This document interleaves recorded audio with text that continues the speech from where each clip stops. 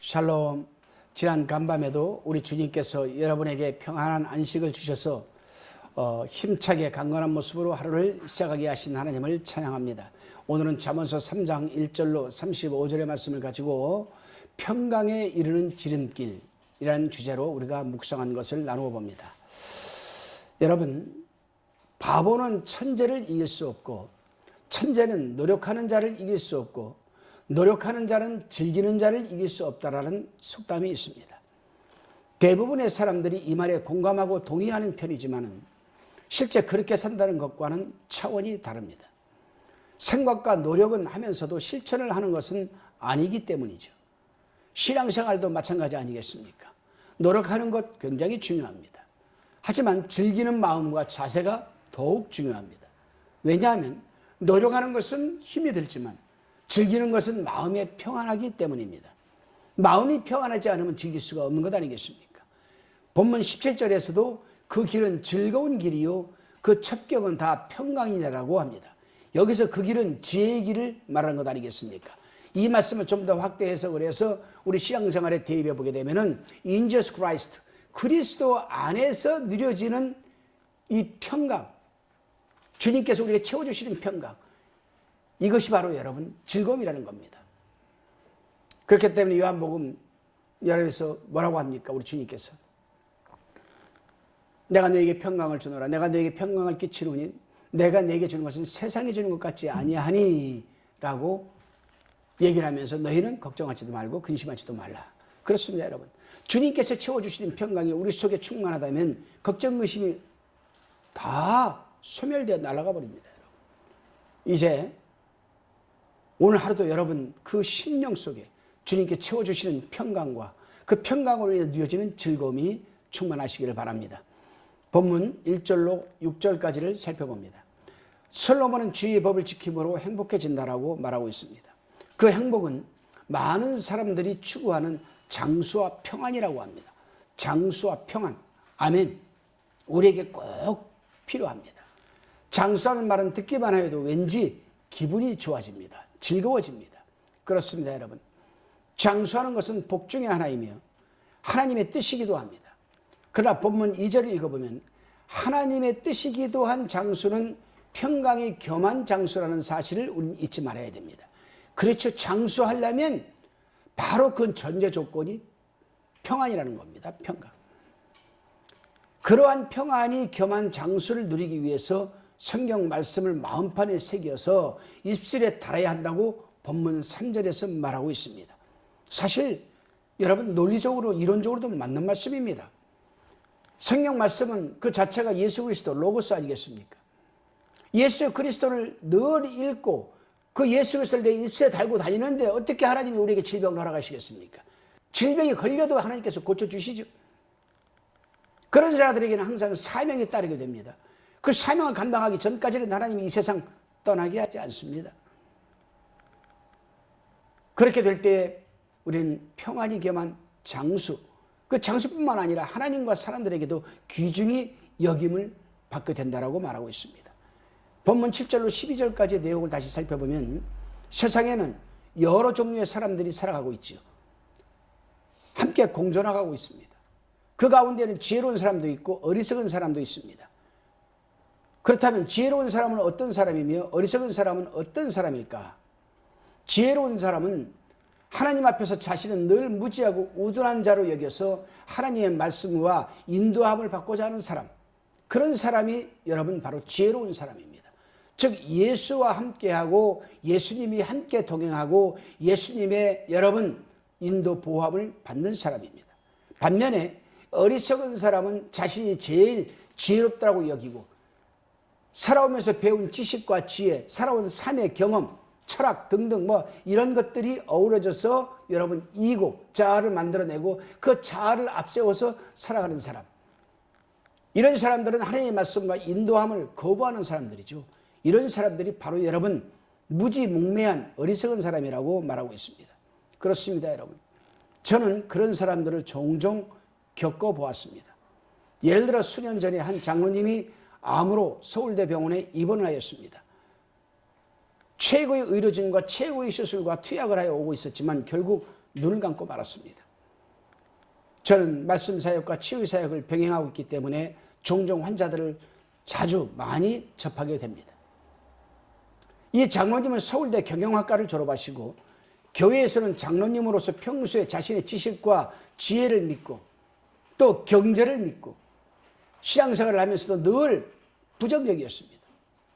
그 장로님은 평소에 교회에서 늘 목사님과 부딪히고 부정적이었고 교회 담임 목사를 2번이나 교회에서 내쫓았습니다. 그래서 성도님들과도 마찰이 심했던 분이셨고 결국에는 그런 장로님이 싫어서 교회 성도들이 따로 교회를 세워서 교회 쫓아낸 목사님을 다시 추척해서 교회를 세우고 그랬습니다.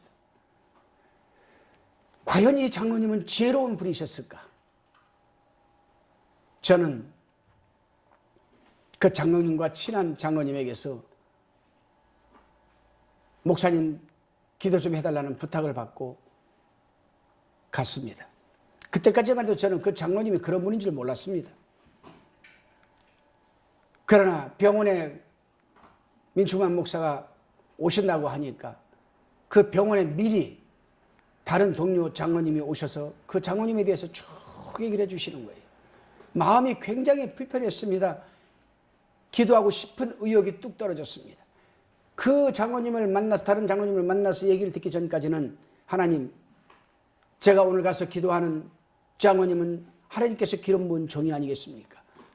오늘 손을 얹고 기도하게 될 때에 더럽고 추한 모든 암종들이 떠나가는 역사가 충만하게 도와주시고 몸 안에 돌고 있는 혈액에 돌고 있는 백혈구 수치가 왕성하게 드러나서 암세포를 녹여 없애는 역사가 충만하게 하옵소서.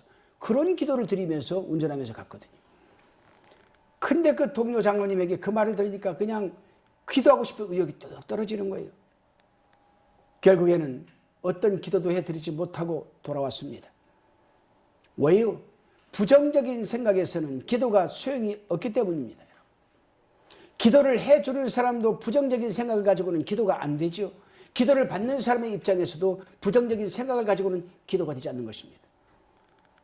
기도를 받는 자나 기도를 해주는 사람이나 그 마음에 주님께서 채워주시는 평강이 충만하고 병을 고쳐줄 것이라는 기대감과 확신과 즐거움, 또 기도를 받는 사람은 오늘 주의 종이 와서 기도하면 나는 병이 난다라는 즐거움과 확신, 평안, 이것이 서로가 공유되어야만 여러분 역사가 일어나지 않겠습니까? 다시금 본문 13절로 26절까지의 묵상의 내용입니다.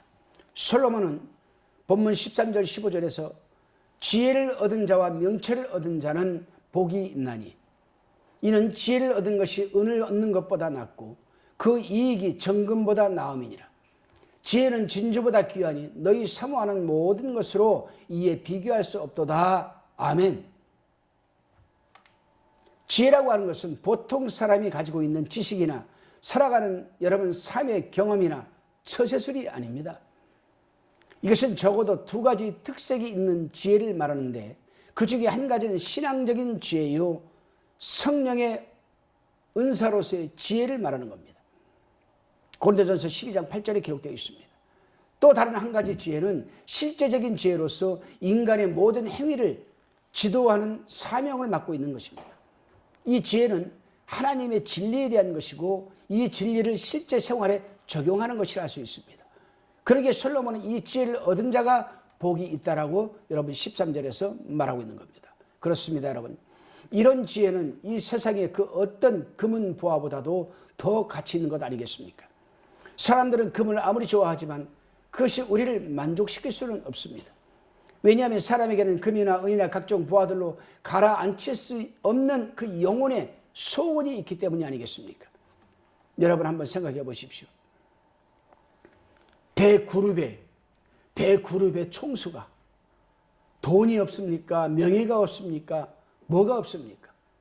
근데 그 사람이 왜 자살을 합니까? 왜 자살을 합니까? 그 마음의 평안이 없기 때문에 그렇지 않겠습니까? 마음의 즐거움이 없기 때문이 아니겠습니까? 그 사람의 목숨을 그 사람이 가지고 있는 그 수조 원의 돈 가지고 살 수 있습니까? 대체할 수 있습니까? 없습니다. 없어요.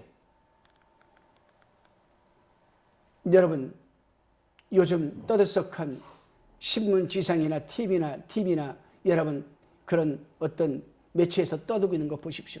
한때는 날아가는 새도 떨어뜨릴 만한 그런 권세를 가지고 있는 자가 지금은 얼굴이 수척해지고 폭삭 늙어버리고 노심초사하고 있습니다. 언제 구속이 될지 모르니. 그래요, 여러분. 이것이 인생살이의 여러분 솔로몬이 말하는 마지막 모습입니다. 솔로몬이 뭐라고 했습니까? 솔로몬이 이 세상 어떤 역사 속에서 사람보다도 부귀 영화를 누렸던 솔로몬이 헛되고 모든 것이 헛되도다. 헛된 것이죠, 여러분. 그러나 우리 인생이 70이요 강건한 80이라 했습니다. 80 인생살이에서 우리가 누려야 얼마나 누리겠습니까, 여러분? 돈을 가지고 있어야 얼마나 가지고 있겠습니까, 여러분? 그러나 우리는 잠깐이면 잠깐이라 할 수 있지만 이 80 인생이 끝나면 우리에게는 또다시 기다리고 있는 영원한 세계가 있습니다. 그것을 성경에서는 영생이라 합니다.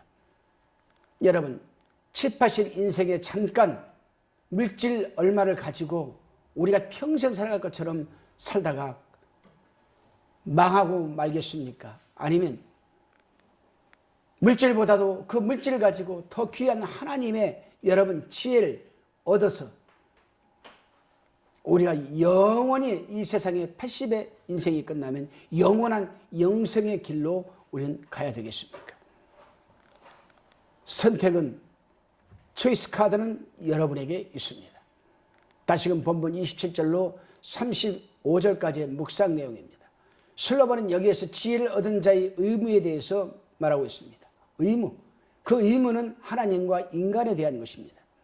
예수님께서도 제자들에게 가르치시기를 내 마음을 다하고 목숨을 다하고 뜻을 다하여 주 너희 하나님을 사랑하셨으니 이것이 크고 첫째 되는 계명이에요. 둘째는 그와 같으니 내 이웃을 내 몸과 같이 사랑하라. 마태복음 22장 37절로 39절에서 가르치셨던 말씀입니다. 그래요. 본문 1절에서 내 손이 선을 베풀 힘이 있거든이라고 먼저 강조를 합니다. 전제로 내 손에 선을 베풀 힘이 있거든. 사람이란 손에 힘이 항상 있는 것은 아니죠.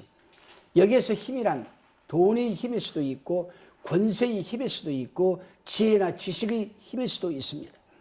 그러나 이러한 힘이 언제까지 있다고 누가 보장할 수 있겠습니까? 돈의 힘은 돌고 도는 것 아니겠어요? 권세도 권무 11홍이라는 것처럼 10년 이상 권세를 누리지 못한 것 아니겠습니까? 그렇습니다. 우리는 손에 힘이 있을 때, 다리에 힘이 붙어 있을 때, 눈이 바라볼 힘이 있을 때, 지혜의 힘이 있을 때 하나님과 사람에게 선을 베풀며 살아가야 하는 것입니다. 왜냐하면 우리가 어느 날 갑자기 듣게 되면 하고 싶어도 하지를 못하고 후회만 할 뿐이기 때문입니다. 더 나아가 하나님 앞에 가서는 그 어떤 변명도 할 수가 없기 때문입니다. 여러분, 오늘 하루도 여러분 걸을 힘이 있고 손에 쥘 힘이 있고 그래도 남에게 베풀 수 있는 힘이 있을 때 즉시 행하시기를 바랍니다. 하늘의 상급으로 쌓아지고 주님 앞에 가서는 여러분 칭찬을 잘했다, 사랑하는 내 종아라는 칭찬을 드리며 영생의 삶을 영위할 것을 믿습니다. 기도드리시겠습니다. 주님, 주님께서 명령하신 지상 명령의 삶을